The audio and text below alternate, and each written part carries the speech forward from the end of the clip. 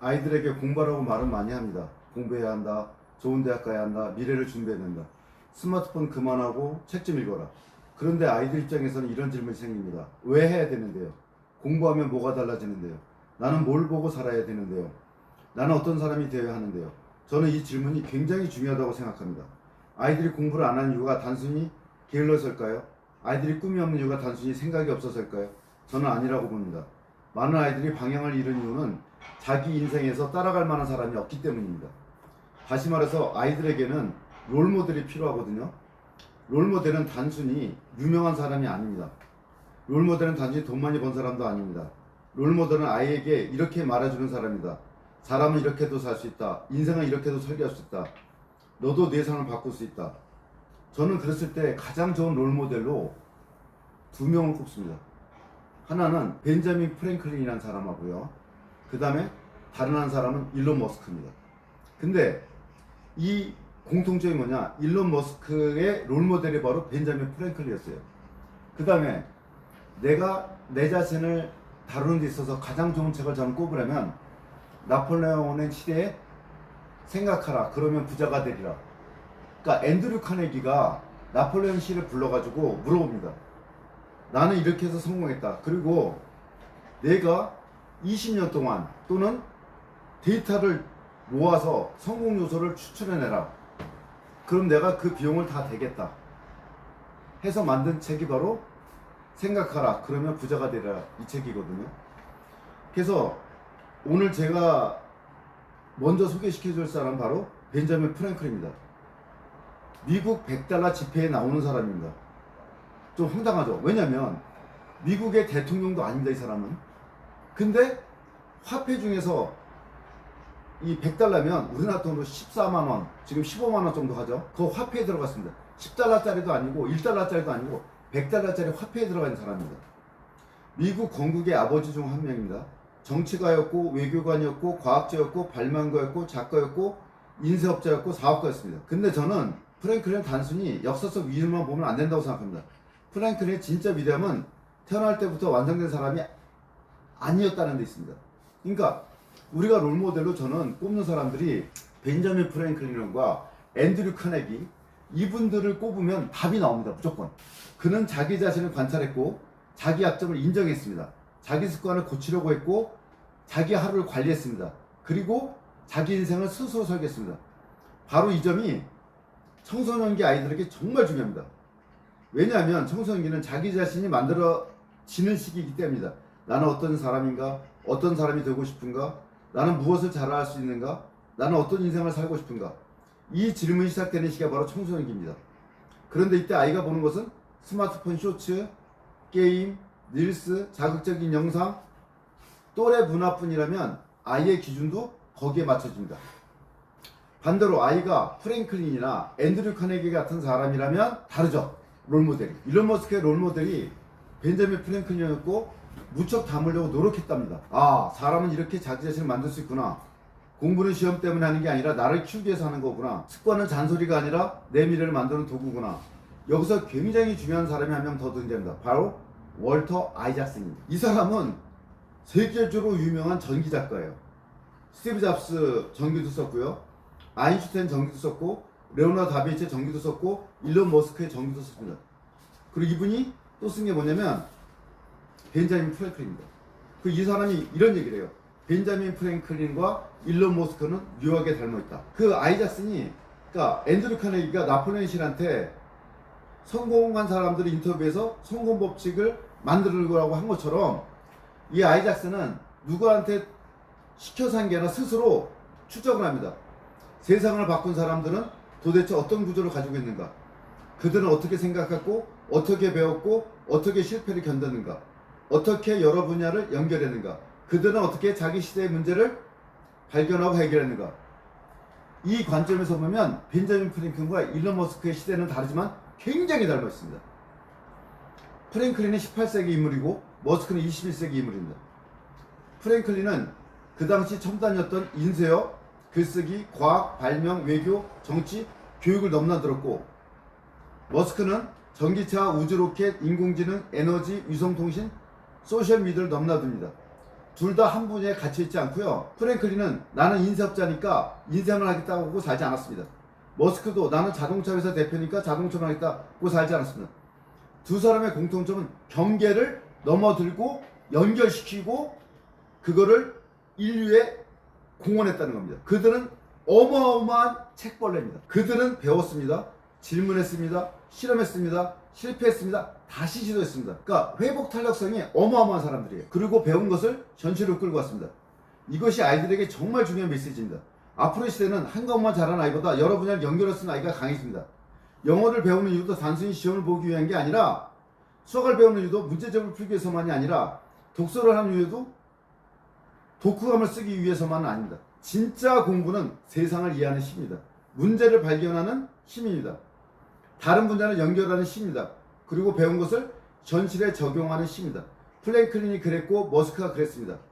프랭클린은 책을 읽고 자기 삶을 고쳤습니다. 머스크는 책을 읽고 회사를 만들었습니다. 여기서 아이들에게 가르쳐야 될 것이 반드시 있습니다. 독서는 책장에 쌓는 것이 아니라, 독서는 시험 문제를 맞추기 위한 것도 아니고, 진짜 독서는 내 삶을 바꾸는 겁니다. 프랭클린은 책을 읽고 자신의 습관을 바꾸었습니다. 머스크는 책을 읽고 로켓과 전기차와 미래 사람을 만들었습니다. 이것이 진짜 독서입니다. 그래서 저는 아이들에게 프랭클린 자서전을 익히고 싶습니다.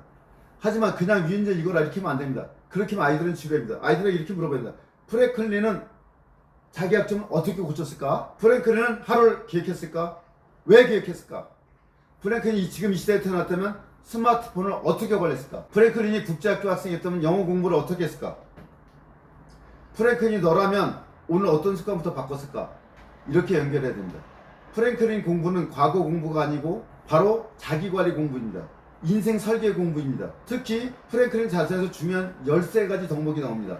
절제, 침묵, 질서, 결심, 전략, 근면, 진실, 정의, 중용, 청결, 평정, 순결, 겸손. 이 단어만 보면 아이들은 어렵게 느낄 수 있습니다. 그러나 우리는 이거를 아이들의 언어로 바꿔줘야 합니다. 절제는 이런 것입니다. 하고 싶은 것을 전부 하는 게 자유가 아니다. 진짜 자유는, 이 책입니다. 이거 쓰셔야 됩니다. 진짜 자유는 내가 나를 조절할 수 있는 힘이다. 이게 진짜 자유예요. 질서는 이런 겁니다. 책상 정리는 단순한 정리가 아니다. 내 머릿속과 내 하루를 정리하는 훈련이다. 근면이 이런 겁니다. 오래 앉아있는 것이 근면이 아니다. 필요한 일을 미루지 않고 매일 조금씩 하는 것이 근면이다. 결심은 이런 겁니다. 하겠다고 말한 것을 실제로 하는 힘. 하겠다고 말한 것을 실제로 하는 힘. 이게 결심입니다. 평정은 이런 겁니다. 화가 난다고 바로 반항하지 않는 힘. 기분이 나쁘다고 하루를 망치지 않는 힘. 이렇게 바꿔줘야 합니다. 그러면 프랭클린의 13덕목은 옛날 도덕교과서가 아니라 아이들의 생활훈련표가 됩니다. 저는 아이들에게 프랭클린을 가르칠 때 3가지 방식을 가르치면 좋다고 봅니다. 먼저 영상을 보여줘야 합니다. 요즘 아이들은 영상에 익숙합니다. 처음부터 두꺼운 책을 던져주면 부담을 느낍니다. 그래서 먼저 프랭클린의 삶을 짧은 영상이나 조금 길으면 한 40분 정도 되는 영상, 그 다음 질문합니다. 이 사람 왜 한 가지만 하지 않았을까? 왜 계속 배우고 실험했을까? 왜 자기 생활을 기록했을까? 너라면 프랭클린의 덕목 중 어느 것이 가장 부족했다고 생각하니? 두 번째, 이제 책을 읽기 시킵니다. 그러니까 먼저 백그라운드 지식, 영상을 통해서 백그라운드 지식을 익히고 나서 토론하고, 그 다음에 흥미와 동기부여를 시킨 다음에 책을 봐야지만 애들이 제대로 읽을 수가 있습니다. 그리고 읽은 뒤에는 반드시 질문해야 합니다. 이 내용이 너와 무슨 상관이 있을까? 오늘 내 생활에 적용한다면 무엇을 바꿀 수 있을까? 너는 지금 어떤 습관 때문에 손해를 보고 있을까? 너에게 가장 필요한 덕목은 무엇일까? 세 번째, 프랭클린 노트를 만들게 해야 됩니다. 아이들은 듣기만 하면 바뀌지 않습니다. 읽기만 해도 바뀌지 않습니다. 기록해야 합니다. 예를 들어 일주일에 하나씩 덕목을 정합니다. 이번 주는 절제, 다음 주는 질서, 그 다음 주는 근면, 그리고 매일 밤 3분만 쓰게 합니다. 오늘 내가 절제하지 못하는 순간은 무엇인가? 오늘 내가 질서를 지킨 순간은 무엇인가? 오늘 내가 미룬 일은 무엇인가? 내일 하나만 고친다면 무엇을 고칠 것인가? 이것이 바로 프랭클린식 자기관리입니다. 지금 이 훈련이 지금 아이들에게 정말 필요합니다. 왜냐하면 요즘 아이들은 너무 쉽게 끌려다닙니다. 스마트폰에 끌려다니고, 게임에 끌려다니고, 감정에 끌려다니고, 친구 분위기에 끌려다니고, 하기 싫다는 기분에 끌려다닙니다. 그런데 프랭클린은 우리에게 반대로 말합니다. 내 삶을 내가 살게 하라. 내 하루를 내가 관리하라. 내 습관을 내가 만들어라. 내 약점을 내가 고쳐라. 이 메시지가 청소년기 아이들에게 머릿속에 박혀야 됩니다. 그래서 아이에게 롤모델이 필요한 이유가 바로 여기에 있습니다. 롤모델이 없는 아이는 눈앞의 즐거움만 봅니다. 롤모델이 있는 아이는 자기 미래를 봅니다. 롤모델이 없는 아이는 힘들면 쉽게 포기합니다. 롤모델이 있는 아이는 이렇게 생각합니다. 그 사람도 처음에는 완벽하지 않았다. 그 사람도 실패했다. 그 사람도 약점이 있었다. 그 사람도 자기 자신을 훈련했다. 그러면 나도 바뀔 수 있다. 롤모델은 우상이 아닙니다. 롤모델은 방향입니다. 아이에게 좋은 롤모델 생기면 잔소리가 줄어듭니다. 왜냐하면 아이 스스로 질문하기 시작하기 때문입니다. 나는 어떤 사람이 되고 싶은가? 나는 누구를 따라가고 싶은가? 나는 무엇을 배우고 싶은가? 나는 오늘 어떤 습관을 바꿀 것인가? 이 질문이 시작하는 순간 아이의 공부는 달라집니다. 공부가 더 이상 엄마 아빠가 시켜서 하는 일이 아닙니다. 공부가 더 이상 시험 점수만을 위한 일이 아닙니다. 공부가 자기 인생을 만드는 일이 됩니다. 저는 바로 이런 이유 때문에 프랭클린은 아이들에게 가르쳐야 된다고 생각합니다.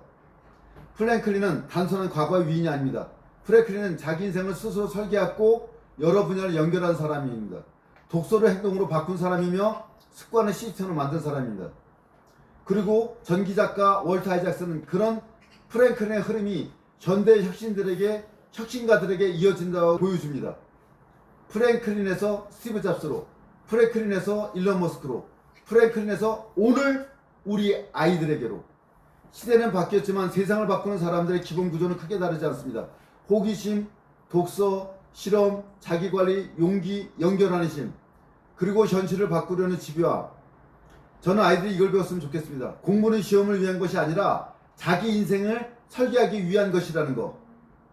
롤모델은 단순히 유명인을 따라하는 뜻이 아니라 그 사람의 생각법, 그 사람의 사고방식, 그 사람의 습관, 이것을 배우는 것입니다. 그 사람의 습관을 배우고 태도를 배우고 실패를 배우고, 그러기 때문에 그거를 갖다가 내 것으로 만들어서 같은 실수를 하지 않고 좋은 점만 받아들이는 것. 그래서 아이들에게 이렇게 말했습니다. 프랭클린 거를 자서전을 외우려고 하지 말아라. 프랭클린처럼 살아보려고 노력해라. 하루를 기록하고 내 약점을 인정하고 하나의 습관을 고치고 말보다 행동을 쌓아라.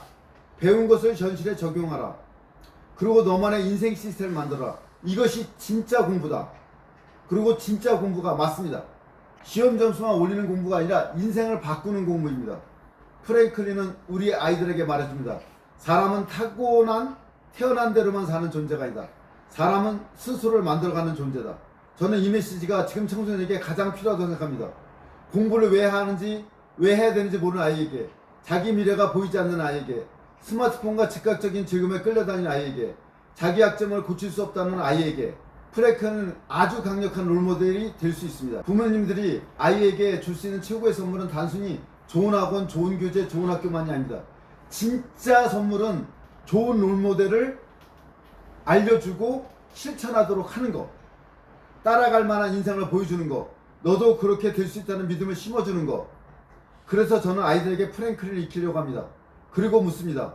너는 어떤 사람이 되고 싶니? 너는 누구를 따라하고 싶니? 너는 오늘 어떤 습관 하나를 바꿀 수 있니? 프랭클린 공부는 과거 공부가 아닙니다. 아이들의 미래 공부입니다. 아이들에게 좋은 롤모델을 심어준다는 것, 그것이야말로 부모와 또는 교육자가 줄 수 있는 가장 강력한 교육입니다. 이 동영상을 보고 다시 한번 중요 부분을 필사하면서 이 질문에 답하세요. 왜 아이들은 프랭클린을 배워야 되는가? 아이들에게 롤모델이 필요한 이유는 무엇인가? 공부보다 먼저 가르쳐야 될 것은 무엇인가? 이 세 가지 질문을 먼저 답하세요. 그리고 프랭클린 동영상을 보세요. 그리고 토론을 하세요.